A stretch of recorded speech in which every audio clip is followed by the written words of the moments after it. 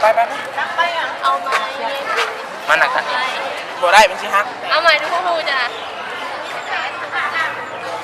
เบิ้งจัดจัดผมจัดผมแซกกลางนี่นะใส่กัน แซกกลางเลยเฮ้ยเปิดแล้วป่ะนี่จ้ะได้แล้วมาแล้ว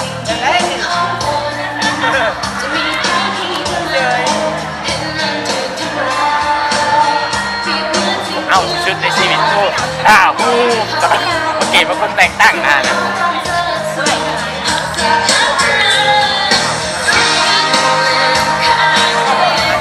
กูเห็นเบิร์ดเขาอย่างนั้นโอ้ย